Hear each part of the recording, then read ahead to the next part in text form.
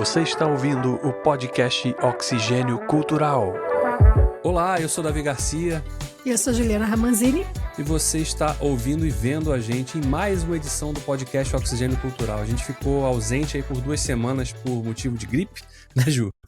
A gripe agora derrubou os dois aqui, 2 velhos já gripados aí, sem voz. E não tinha condição nenhuma de gravar podcast. A gente ficou 2 semanas sem gravar podcast, mas estamos de volta para falar, como você já viu aí na Thumb, você já viu na chamada, no Spotify, na plataforma que você estiver ouvindo ou nos vendo, que a gente vai falar sobre Duna, parte 2, mas não só sobre isso. Vamos falar também das adaptações do cinema, que o cinema já nos apresentou de outras obras clássicas do sci-fi, né? Tanto de obras feitas lá nas décadas de 50 e 60, quanto obras mais modernas, não só do sci-fi, mas também da fantasia. Vamos pincelar um pouquinho de tudo isso aí, mas claro, dedicando boa parte dessa conversa aqui para falar de Duna, parte 2.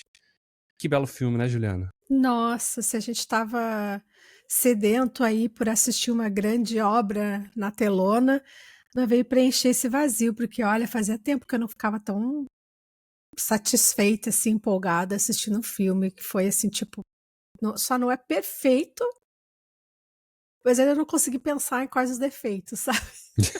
Mas é só para não ser, só para não me entregar Tira totalmente. 9.9, né? Só para não 9.9, passa só com 10, mas 10 é tá para ali. Deus. Mas realmente, a sensação assim, assistindo no cinema, e sabe o que foi interessante? É sentir as pessoas ao redor também vibrando e curtindo. Tem até uns malucos que bateram palma no final lá. Então, assim. Mas assim, Porque isso.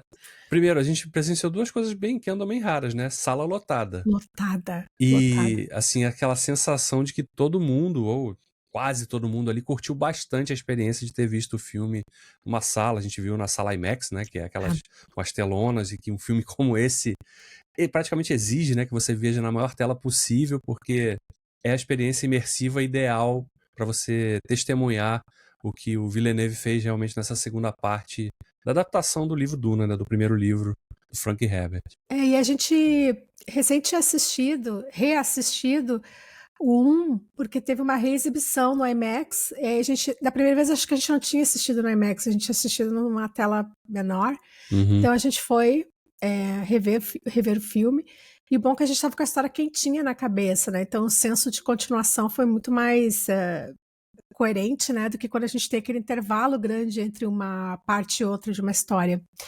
E fez mais sentido muita coisa que talvez tenha incomodado algumas pessoas no primeiro filme, né? Porque ele é muito mais introdutório, ele é muito mais para construir a mitologia, para tentar construir a história da profecia, né? Apresentar ali os primeiros personagens importantes da história, e tem muito menos ação, né? Então, assim, é um filme que simplesmente termina, né? Sem ter acontecido grandes coisas. Na época eu lembro que muita gente falou, pô, parece um episódio piloto de série, porque, né, ele termina com um mega gancho, e aí? E naquela época, vale lembrar, né, quando a primeira parte de Duna foi lançada, não tinha ainda a confirmação de que o Villeneuve faria a segunda parte, né? Porque dependia realmente da resposta do público, da bilheteria, da grana, né? Que é o que move as decisões dos estúdios. E aí, graças ao bom Deus, a Warner deu sinal verde, o Villeneuve conseguiu fazer a parte 2, que realmente adapta a segunda metade do livro, né? Ele realmente dividiu o primeiro livro em 2 partes, para realmente dar tempo da história pirar, dos personagens terem um desenvolvimento, né, de mudanças até de comportamentos e características realmente que a gente vai ver da primeira para a segunda parte. A história se passa ali nessa adaptação do Villeneuve em torno de 1 ano, mais ou menos, né, os eventos que a gente vê do primeiro filme e do segundo filme em torno de 1 ano, que já é uma mudança, né, inclusive em relação ao livro, porque a história ali se passa em torno de 3 anos, mais ou menos. E aqui no filme, no cinema, a gente viu essa história sendo adaptada em termos de 1 ano, mais ou menos. E já foi uma grande mudança, né? Porque trouxe realmente um dinamismo, acho que até maior para a história também, né? Deixou a coisa mais urgente, a trama realmente, nessa segunda parte, principalmente, ela tem um tom de urgência muito maior, né? Mas o filme não atropela nada, né? Ele realmente se permite dar tempo de deixar os personagens respirarem, a história respirar, a trama acontecer, se desenvolver e realmente fazer com que a gente mergulhe de cabeça junto com aqueles personagens ali esteja ali de carona, quase se sentindo de carona naqueles vermes gigantescos ali do deserto de Arrakis, né? E o próprio Paul, no primeiro filme, parecia assim, ser tão frágil, franzino. Não que ele, não que ele fisicamente mude no segundo filme, mas a própria interpretação do ator, né, dá uma sensação de que ele ficou mais forte, mais destemido, mais confiante. E eu acho o ator muito água de chuchu, assim, sabe? Muito sem gracinha. O Mas Chalamet? eu acho ele muito chuchu, Pô, água acho de ele um chuchu. ótimo ator. Acho Não, que ele não tô dizendo faz. que ele é ruim, eu tô dizendo ele é sem graça, tô dizendo assim, não é Ah, um. fisicamente. Ele não tem um Não sex tem appeal. presença, não tem Não, não é presença. tipo, nossa, que tesão, não. É um garoto desmilinguido, entendeu? Magrelo. Então, Mas assim, que, mas não que é tem ótimo muito. pro personagem. Exatamente, mas Que é aí diferente. ele consegue subverter isso. Ele Sim. consegue ficar interessante, ele consegue ficar até sexy. Eu até achei ele interessante em algum momento. Falei, meu Deus, nasceu alguma coisa dessa criança. É. Esse garoto, né? Então, assim, ele se transforma em um homem, né? Então, assim, eu achei interessante isso, porque não teve nenhum trabalho físico, de mudança física, é simplesmente com a interpretação, que realmente faz sentido dizer que o cara é um bom ator, né? Já que ele consegue passar, pelo menos para mim, passou essa impressão. Ao mesmo tempo em que a Zendaya, ela se mostra muito confiante, né? Enquanto ela é apenas ela tá ali ainda recebendo ele entre o povo dela, a partir do momento que ela se apaixona e que ela se envolve com ele, ela passa a ficar mais frágil. A gente vê ela sentindo aquela raiva, aquele incômodo, É um aquele conflito, né? conflito, e ela transpassa isso muito bem pra gente. Então eu acho que é um casal que deu química, que foi além, por exemplo, lembrando do primeiro filme, né? Foi muito além. Eles criaram ali uma sensação na gente mesmo de casal, de história de amor dentro da história de ficção científica, sabe? Então eu acho que teve esse ganho também. As Caprichetti vão amar, vão shippar os dois, com certeza, né? Mas assim, realmente para mim funcionou, sabe? Eu acho que me comprou tanto ele quanto Não, e a ela. personagem, as alterações que o Villeneuve imprimiu pra Shani, né, a personagem da Zendaya, ela tornou a personagem muito mais interessante, né? Primeiro que é uma personagem que não é aquela personagem feminina, submissa e tal, que no livro ela é assim. Porque o livro é um livro de 1965 e naquela época a sociedade tinha isso, né? Essa visão de mundo da sociedade era que a mulher era submissa mesmo, era o papel da mulher ser submissa, né? E numa adaptação feita para ser lançada em 2024, isso não cabe mais, né? Esse tipo de visão de mundo não existe mais, não pode existir mais, não deveria existir mais. E a Zendaya, ela consegue realmente imprimir essas características na personagem, porque ela tem esse conflito de se apaixonar por o cara que dizem que é o Messias, né? O Lisan Al-Gaib, que rende, inclusive, várias sequências divertidíssimas com o personagem do Javier Bardem, né? O Stilgar, porque ele, né, o tempo todo ele enxerga ali, esse é um sinal que ele é. E Eu não quando ele falei não que ele era o enxerga, ele Messias. inventa que chegou para fazer justificar o ponto dele, né? É muito bom. E a Zendaya, desde o início, ela é reticente com isso. Ela é Né? cética. Ela faz parte de uma facção, digamos, dos Fremen, que não acreditava naquilo, nessa história. Que aquilo era uma coisa da crença dos Fremen do sul de Arrakis, né? E E a ela tem partir do uma momento. frase forte, né? Quando ela diz que se você quer escravizar um povo, é só, né, ter um Messias, criar a ideia de um Messias libertador, né? Exatamente. Inclusive, esse é um dos temas muito fortes do filme, né? Porque ele é um conto de. Tem a expressão, né? O cautionary tale, né? Que é, mal traduzindo aí, né? Aquele conto de aviso, né? De cuidado, né? Não acredite em tudo ou não deposite todas as suas esperanças numa figura mítica, porque ela pode te levar para destruição, né? Qual era o objetivo dos Fremen? Era sobreviver, né? Porque eles eram colonizados ali no planeta, né? Resistir, eles eram resistência. Resistentes, mas eles não queriam ter que guerrear com, né, com casa XYZ, com Harkonnen, com Atreides, nada. Eles só queriam poder viver ali em paz, né, num planeta que foi devastado por conta da colonização, porque eles estavam explorando a especiaria ali, né, que é um conceito que o Herbert explorou na época que ele fez o livro, um conceito sob o ponto de vista ecológico que reflete um pouco do mundo que a gente vê, a exploração do petróleo, né, Do do que diamante, do isso ouro, né? provoca, né? Isso sempre provoca conflito, guerra, né? Porque é interesse, é dinheiro, é poder. Então, Duna refletia um pouco desse pensamento também, e que está aqui nessa adaptação muito bem construída nesse contexto também, né? E eu acho que o Villeneuve ele é feliz porque ele conseguiu realmente fazer uma construção de mundo ali, de universo, né? E captar isso muito bem, não só com imagens muito bonitas, né? Porque a gente tem várias sequências ali, aquela vastidão do deserto, né? Você vê, são quadros praticamente, né? São coisas que você fala, pô, eu colocaria esse frame, de repente imprimiria e faria disso um quadro. Porque é muito bonito, mas ao mesmo tempo você está falando de um povo que está sobrevivendo de forma absolutamente precária, né? Eles não têm sequer água, né? O bem mais importante para o ser humano. E eles tinham que arrumar uma forma ali de sobreviver com o pouco que tinham. E ao mesmo tempo conseguir resistir ao colonizador da vez, né? E aí no meio disso surge a ideia de um Messias que era prometido pela fé das Bene Gesserits, né? Que são ali essa outra facção importante dentro desse universo que estão o tempo todo manipulando politicamente, Esse ponto aí socialmente. é interessante, porque você estava falando sobre a questão, né, de que a história original é a personagem que a Zendaya fez era submissa e tal. A quem fica que papel fica a mulher quando ela lida com o poder? É a bruxa, É, né? É sempre a esquisita, né? Então é essa aí que tá lá manipulando por trás da história. Na verdade, assim, no próprio filme, né? Todos os homens e mulheres são peças no tabuleiro que elas estão comandando, sim. né?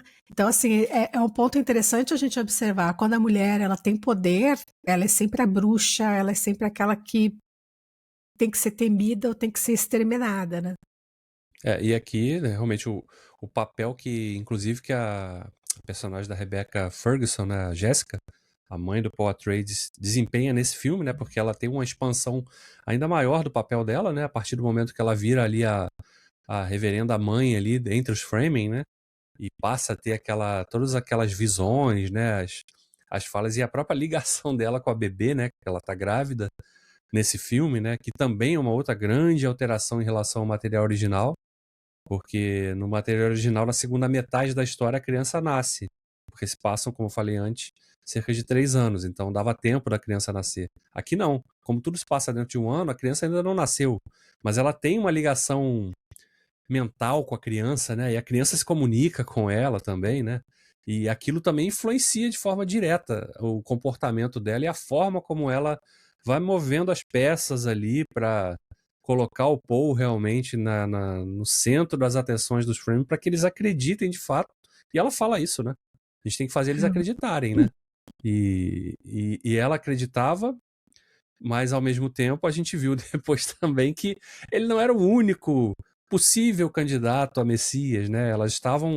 Tinham vários candidatos ali sendo preparados pelas Bene Gesserit, né? Não é que E elas acreditavam, elas, né, tinham uma um narrativa a ser plano B, construída, talvez, né? Elas também, estavam né? construindo uma história. Se colasse, tudo bem. Se não colasse, então nem elas acreditavam porque era uma narrativa, né? Só que Sim. acabou que o mito se concretizou, a profecia se concretizou.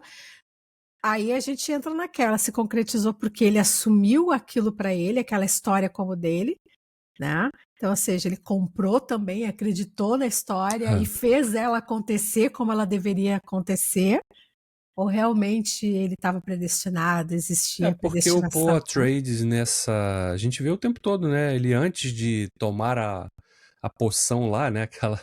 A água dos Água do, vermes lá. Ele não acredita que ele seja essa pessoa que dizem que ele vai ser, né? Só que realmente ele começa a comprar aquilo, né? E ficar seduzido pela ideia de ser um salvador, né? De ser ali um libertador daquele povo. E vai cumprindo o passo a passo da profecia para aqueles, né? Aí enquanto eles vão identificando, olha, isso estava na profecia, isso foi concretizar. Então, assim, é uma coisa muito maluca isso, né? Porque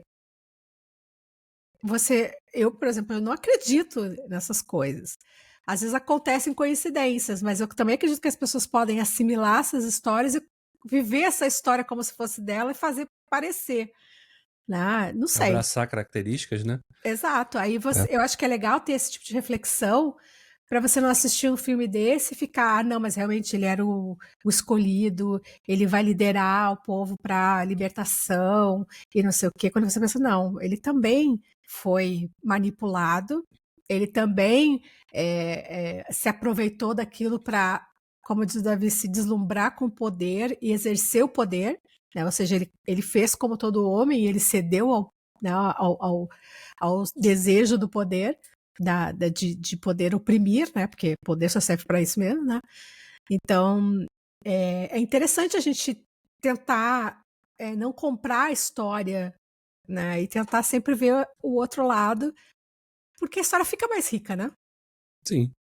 Não, e é bom que o Villeneuve consegue deixar claro nessa adaptação dele que tem ali, né? Ele não é o Salvador. Ele é visto como Salvador, mas o final do filme deixa isso muito claro. Ele vai levar esse povo para uma guerra sem limite, em Uma que guerra várias santa. pessoas vão morrer, né? E a gente já viu, a história já contou isso. Qual é o resultado dessas guerras tidas santas aí? Qual é o resultado disso? Milhares de E, mortos, e milhares de essa parte pessoas enganadas, milhares de pessoas levadas por uma fé cega que vai levar elas a um caminho de de dor, de destruição. sofrimento, de perdição, de morte. E a própria personagem da Zendaya, ela faz esse contraponto, ela traz esse contraponto pra gente, né? Ela faz a gente ficar com o pé atrás. Por que ela que ama não compra, né? Sim. Ela Ela ama, que tá mais íntima do tá cara. Não, íntima e não compra, né? E não se e ela submete, Não, né? e o que eu acho fascinante é que ela consegue perceber realmente essa mudança dele, sabe? De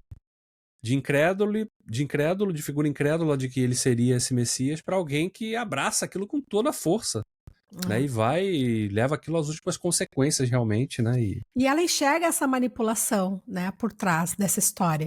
Tanto que ela joga na cara, né? Você conseguiu o que você queria, né, para mãe dele, né? Então ela fala, não é que ele era, é você que conseguiu fazer com que ele fazer com a acreditasse sua que era. história fosse, ele comprasse a sua história, as mentiras que você inventou, né? Então ela é ter esse personagem com engraçado que ela é única, né? Quer dizer, por exemplo, você vê tem alguns que também não compram, mas ok, é para aí que a manada tá indo, eu vou atrás, né? É interessante isso. Mas eu acho que a história é rica e ela também tem, como o Davi falou, essas diferenças com relação tanto ao filme quanto ao livro, principalmente para adaptar, né, para a realidade, né? Por exemplo, algumas coisas foram atenuadas também, né? A figura do barão, por exemplo, né, era muito mais pesada, né? Grotesca, né? Grotesca, e ele também tinha alguns hábitos criminosos, né?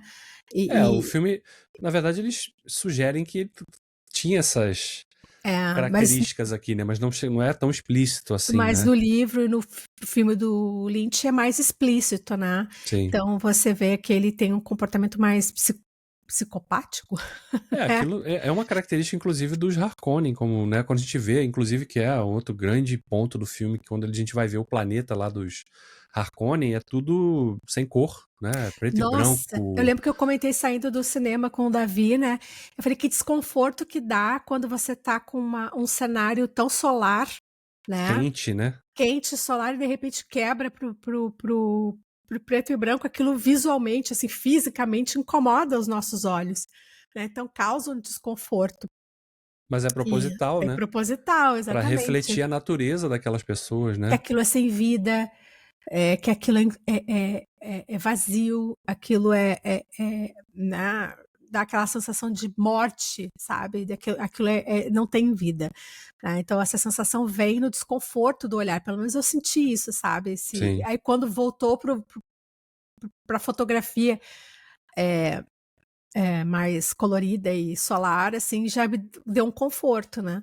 Então é impressionante como isso mexe com a cabeça da gente, né? A gente não percebe que esses pequenos detalhes de trilha, fotografia, são capazes de ter um impacto na história também, né? De fazer, digamos assim, arrematar, dar aquele Ele, arremate na construção, né, da ele ideia.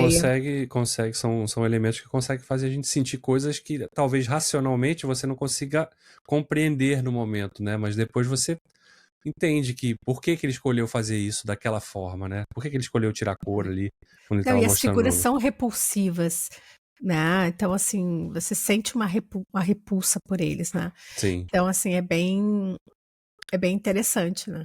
é. Mas no original era pior, né? Então, Era mais. O original que você fala, o filme de 84. o filme de 84, Sim, sim. original, quer dizer, o É, porque primeiro filme, né? o filme de Não, 84, dirigido pelo David Lynch, ele foi um filme muito problemático, né? Porque o David Lynch não teve poder decisório realmente para fazer a história ser contada da forma que ela deveria ser contada. E aí condensaram o livro num filme só, e aí o filme, na segunda metade do filme, tudo é muito atropelado, né? Então aqui realmente a decisão realmente de dividir essa história em duas partes realmente permitiu que o filme tivesse o tempo necessário para desenvolver o universo, os personagens e os conceitos que eles estavam explorando, é. né? E fazer tudo funcionar de forma harmoniosa, né? Natural, orgânica também, culminando Agora, realmente num. A gente não pode falar ainda desfecho, né? Porque tem ainda também vai ter uma. um gancho para o que vem a seguir, né? E eu espero que a Warner não demore muito para confirmar, para dar É, sinal verde aí para a produção do novo esses filme. intervalos longos também irritam, né? É, Mas só para não perder o gancho do primeiro filme, do Lynch, eu falo Lynch porque, caraca, ele assinou o zero dele, ninguém mandou assinar, entendeu? Assinou ali, não gostou, então não tirasse o nome dele, entendeu? Inferno. Mas vamos lá. Ainda assim, sendo um filme problemático, um filme que não conseguiu contar a história, reproduzir e tal, é um cult, é um filme marco. Todo mundo que gosta de ficção científica, é um filme que marcou. Eu assisti quando era criança esse filme e eu lembrava dele até hoje. Assim, lembro dele. A gente reassistiu, né, antes desse lançamento. Hoje parece um episódio do Chapolin Colorado, mas na época teve um impacto, né? sim. Você construir um mundo diferente com aqueles vermes e poderes e não sei o que, não sei o que. Teve um impacto na cultura. Foi a década do Blade Runner, foi a década de outros filmes clássicos da ficção científica. Tudo bem, na época, né? Tecnologia não ajudava, mas ainda assim é um filme que pode não ter tido a melhor recepção na crítica, mas é um cult, cara. É um filme que quando você fala Não, de ficção científica, todo mundo cita esse filme, né? Então, ele assim, acho que vale tem, assistir. ele não Né? é uma tragédia Não, completa, né? não é, Óbvio não que é. a gente compara agora com essa Porra, é, adaptação né? nova, Comparando agora é outra tragédia. você Antes não perde era. até pela questão de casting, né? O muso do David Lynch, né? Um dos musos do É. David Lynch ali, ele era muito mais velho para esse personagem do Paul Atreides. Então a escolha até do Chalamet aqui para essa nova versão, Muito mais acertada. ela é muito mais coerente, eu acho, né? Com essa figura do jovem adolescente e tal. Então eu fiquei realmente muito feliz com essa adaptação do Villeneuve. Acho que a escolha toda de elenco foi muito acertada, sabe? Cada um ali realmente desempenha seu papel. A gente falou antes do Javier Bardem, né? Que tá nesse segundo filme ele ganha muito mais espaço, né? O Stilgar ganha muito mais espaço e realmente ele rouba a cena várias vezes, né? Fazendo até comédia involuntária em alguns momentos, né? E sendo essa figura, né, fanática ali, acreditando realmente que ele estava em frente pro Lisan Al-Gaib, né, o Messias prometido ali. Todas as outras personagens, né, já falei da Ferguson também como a Jéssica, né, o próprio retorno do Josh Brolin também, ele ressurge ali como porque ele durante esse tempo todo, né, a gente achando que todos os personagens da Casa Trades tinham morrido e ele sobreviveu ali como uma espécie de mercenário, né, ali pelo deserto de Arax também, se juntando. Então, acho que no final das contas, essa adaptação, ela realmente mostra que dá para você pegar um livro que é clássico, fazer pequenas alterações, respeitar o núcleo dessa história, né, e fazer a coisa dar certo, funcionar, ter envolvimento, né, despertar realmente paixão no espectador, né, interesse e deixar o espectador realmente instigado pela história, né? Dá para fazer isso tudo, né? Você não precisa fazer uma adaptação 100% fidedigna ao material de origem, até porque a gente já falou, você tem que saber qual foi a época em que aquela história foi escrita, né? Ela refletia uma visão de mundo que é diferente de hoje, então você tem que saber entender isso também para fazer a adaptação. E acho que o Villeneuve acertou muito a mão nesse sentido também, né? Realmente entregando aí uma baita experiência cinematográfica por uma história que é realmente muito relevante ainda, né? Tá falando de muitos temas atuais pra caramba também. Na verdade, se a gente for pegar essas obras aí, década de 50, 60, que eu acho que foi uma época que teve um Um boom, boom, né? né, de ficção científica, com até tem diversos filmes que foram adaptados, que a gente nem sabe, mas, né, acaba nem falando, mas foram adaptados de livros, né?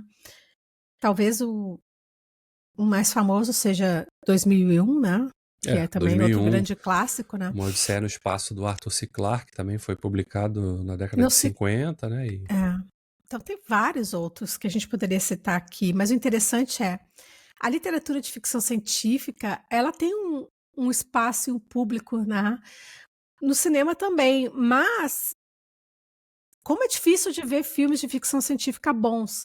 Talvez porque eles se prendam mais na questão, por exemplo, porque sempre quando você vai ler um livro de ficção científica que fala sobre alguma coisa assim, você sempre tem uma visão ali de uma crítica social, uma crítica a um modelo econômico, uma forma de poder e tal.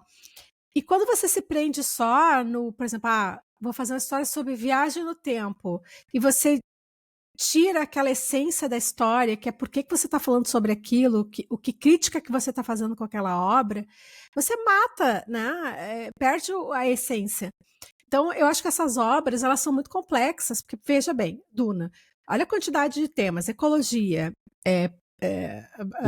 política, religião, fanatismo religioso, né, a questão do poder, a questão da exploração, né? Então, assim, são temas que são pertinentes até hoje e que fazem parte da nossa história.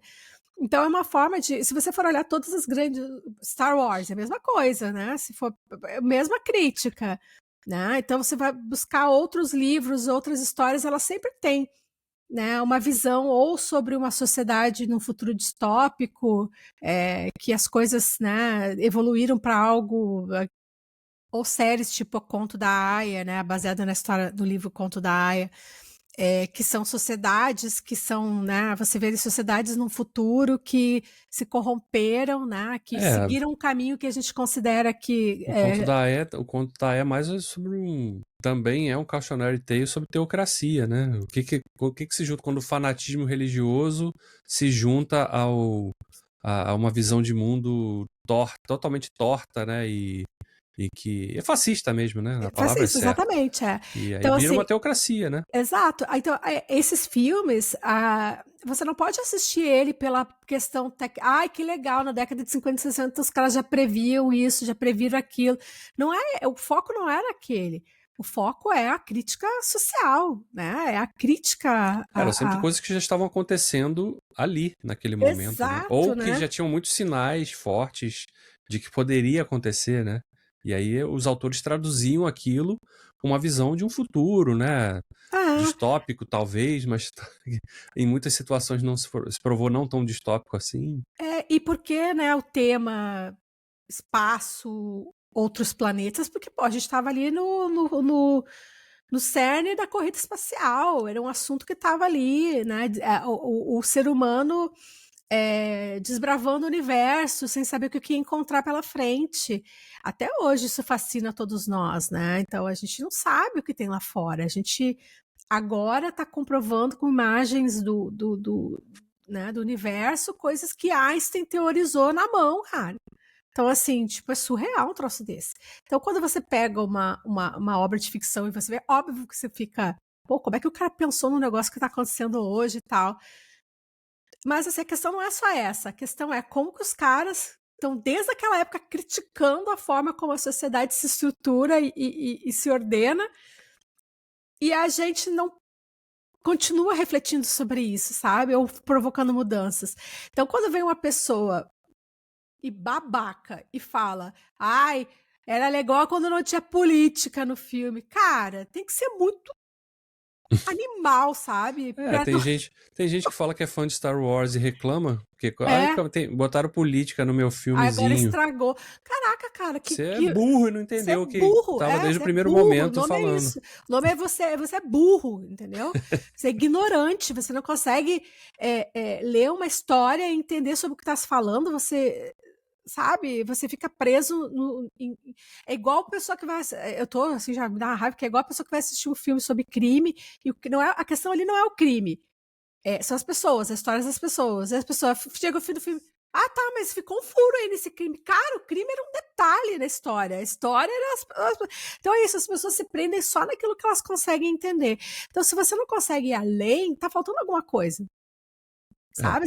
Tá faltando alguma coisa em você. Você é burro. O problema, às vezes, é que as pessoas não querem admitir. E não tem problema nenhum admitir, pô, não conheço isso. Não entendi, me explica. Vou correr atrás, né? Vou ver de novo, vou ler de novo, vou buscar outras referências. Exato. Não. É sempre um reducionismo, né? E tal. E as obras de ficção, elas realmente sofrem muito disso, principalmente, né? Porque são visões realmente que os caras, às vezes a pessoa acha que, nossa, mas que visão de mundo essa, né? Planeta daqui a 10 mil anos e tal. A sociedade virou isso, né? O cara tá falando da nossa sociedade. E o cara não entende, porque não consegue compreender a realidade. Então, assim, eu sou muito fã de ficção científica por isso, sabe? Que eu acho que é uma forma de chamar todos nós de estúpidos, porque nós somos estúpidos, a gente não muda, né, as coisas, né? Em diversos cenários diferentes, entendeu? Assim, você cria diversas histórias. Roupagens diferentes, né?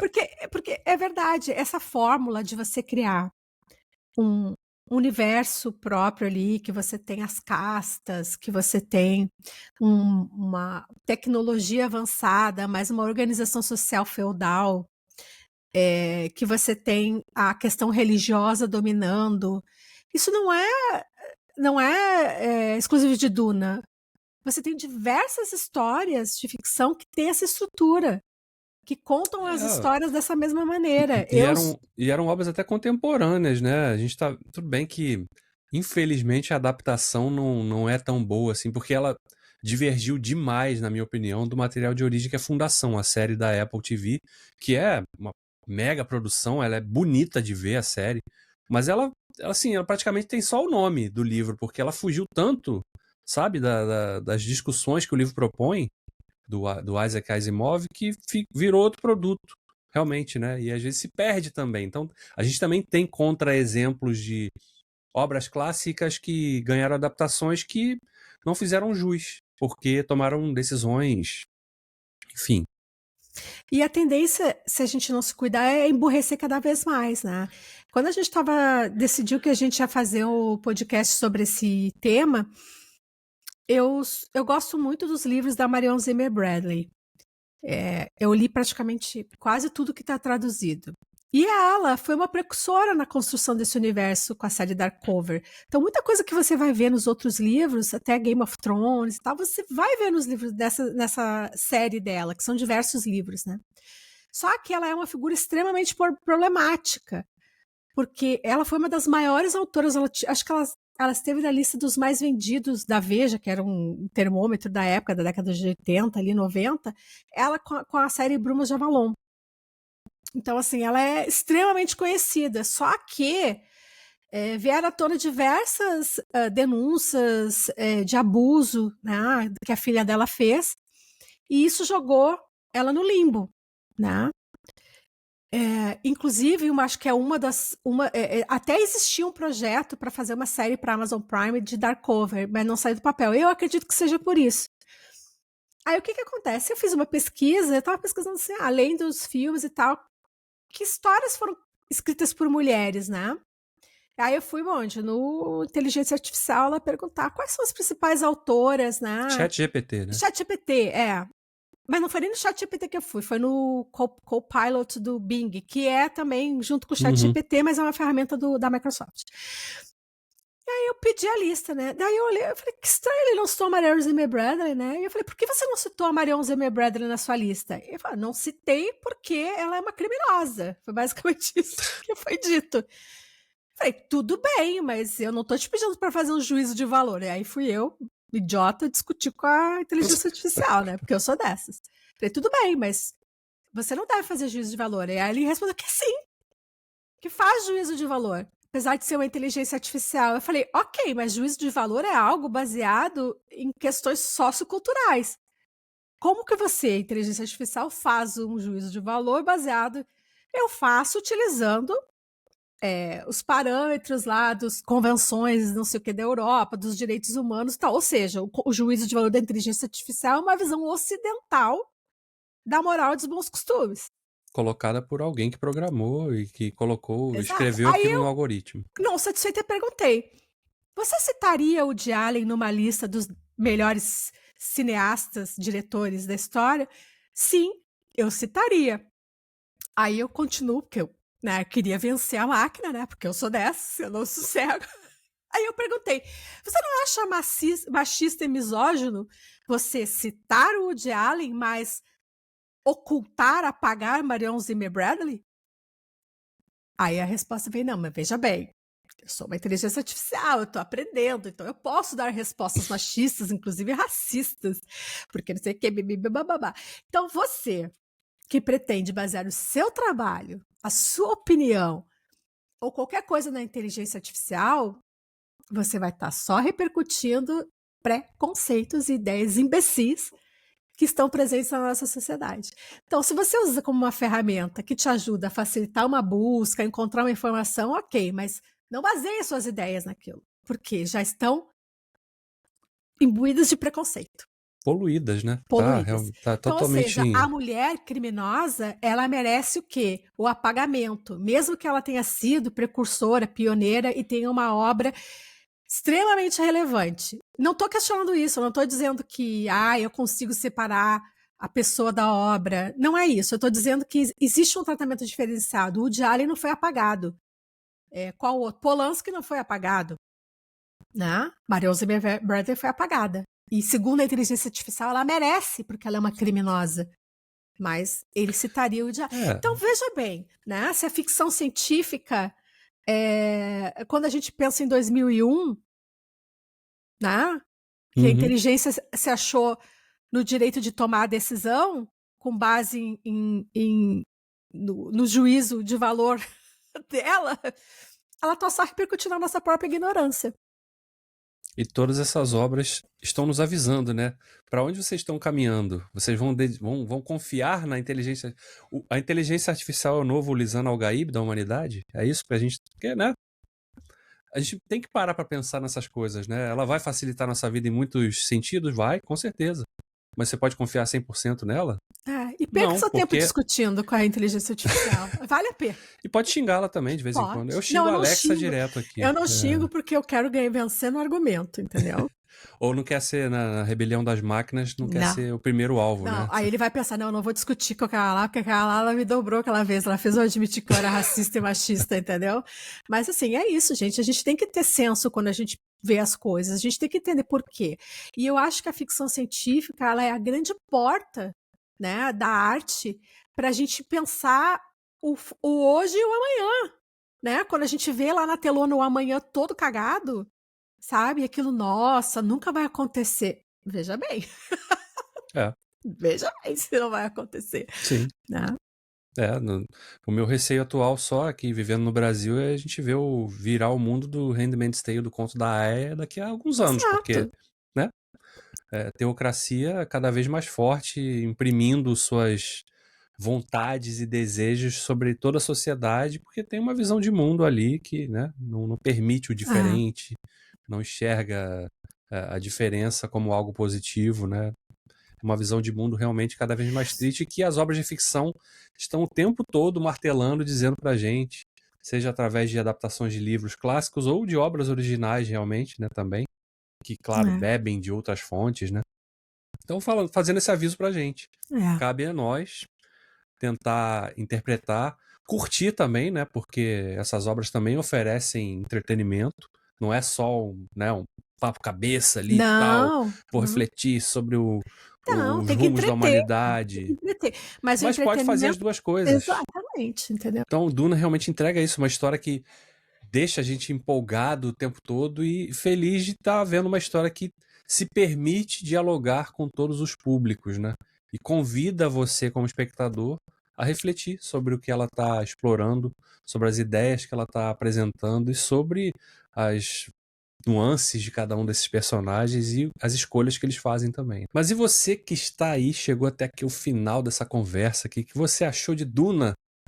tanto a primeira parte, porque a gente não tinha falado sobre a primeira parte ainda, a gente falou aqui mais, o foco foi mais na segunda parte, mas diga se você já foi ver o filme, o que você achou, o que você mais procura quando vai ver uma obra de ficção, seja adaptação de livro ou obra original, o que mais te atrai nesse tipo de filme? Comenta aí com a gente pra gente continuar essa conversa. Então é isso, pessoal. Até a próxima. Ficamos por aqui, mas na semana que vem a gente está de volta com um novo programa com um tema fresquinho também. Um pouquinho mais de polêmica, dosezinhas ali de acidez, né? Porque senão não tem graça. Tô nem aí, Na já tô próxima velha. semana. Tchau, tchau, gente.